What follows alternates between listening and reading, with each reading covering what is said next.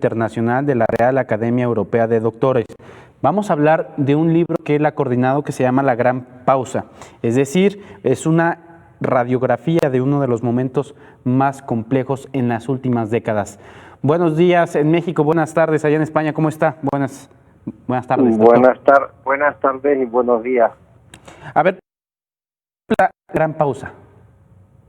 Mire, La Gran Pausa es un libro que básicamente pretende abordar de una manera oral, porque somos 13 autores, la situación que se ha vivido con respecto a la pandemia, pero pensando siempre en el futuro. Es decir, no pretendimos hacer un libro para la situación actual, sino un libro que de alguna manera en los próximos 5, 6, 7 años alguien lo pueda leer y sacar conclusiones interesantes sobre el mismo, porque abordamos diferentes aspectos, como puede ser, por ejemplo, la educación, las poblaciones vulnerables, los aspectos psicológicos de los confinamientos, etcétera. Una de las grandes interrogantes que ha generado esta pandemia es en el asunto educativo, pero también en asuntos de salud y, por supuesto, lo que ha generado las diferentes regiones en el mundo. Acá en América la tasa de letalidad es mucho más alta que en Europa, por ejemplo, o que en Asia. ¿A qué podemos atribuir esta alta tasa de letalidad, doctor? Mire, probablemente hay muchas cosas aún que no sabemos.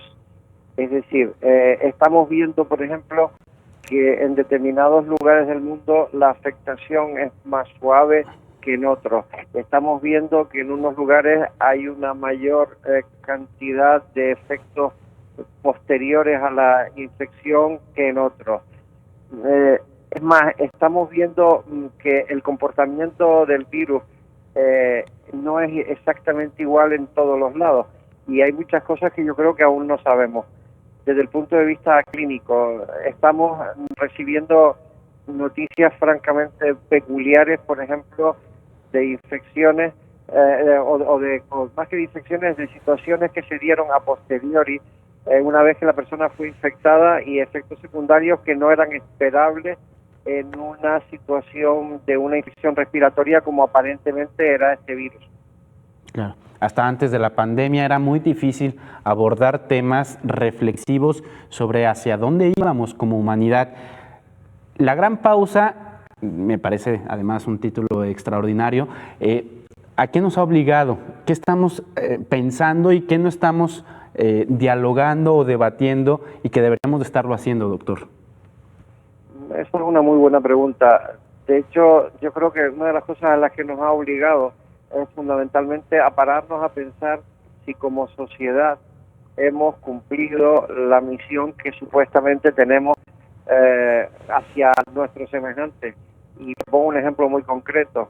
Es el caso de las personas vulnerables de la tercera edad. ¿Cuántos ancianos han fallecido sin cuidados especiales en residencias abandonados porque no les podían cuidar?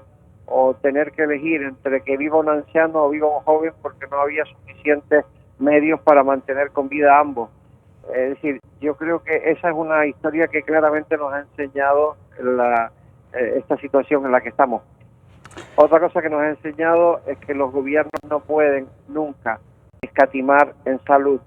Usted puede cortar en cualquier tipo de gasto que tenga como gobierno, en el número de funcionarios, en el número de secretarías, en el número de vehículos, pero nunca recorte en gastos de salud ni en los profesionales de salud, porque necesitan estar absolutamente a la vanguardia en todos los sentidos. Y se ha visto en España, se ha visto en México y se ha visto en otros lugares donde los recortes en lo que son los presupuestos de salud afectan claramente la atención, porque los médicos, las enfermeras, son gente de alta preparación, pero necesitan unos mínimos para poder ejercer su profesión y también para cuidarse, porque en algunos lugares del mundo, y España no ha sido ajeno a ello, ha habido un porcentaje no despreciable de sanitarios que se han afectado y que han fallecido por esta causa. Precisamente quería preguntarle de esto, doctor. una vez que se tenga controlada la pandemia, porque todavía no está controlada de acuerdo con la Organización Mundial de la Salud, va a ser necesario repensar decisiones políticas que tengan que ver con la dotación de servicios. La salud es uno de ellos, pero también mencionaba la educación. ¿Qué es lo que no estamos discutiendo en este tema? Sí, sin duda.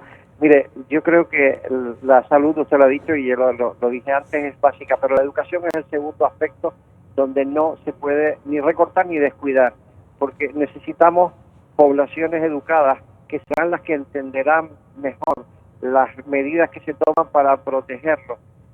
Necesitamos que los niños sigan teniendo oportunidades para poder ser escolarizados y educados. No puede ser que por una situación como la que hemos vivido y que puede ser que en algún momento podamos volver a vivir, haya un porcentaje de niños que no tienen acceso a los medios para poder seguir su formación escolar, porque no tienen acceso a internet, porque no tienen acceso a computadoras, a tabletas, etcétera.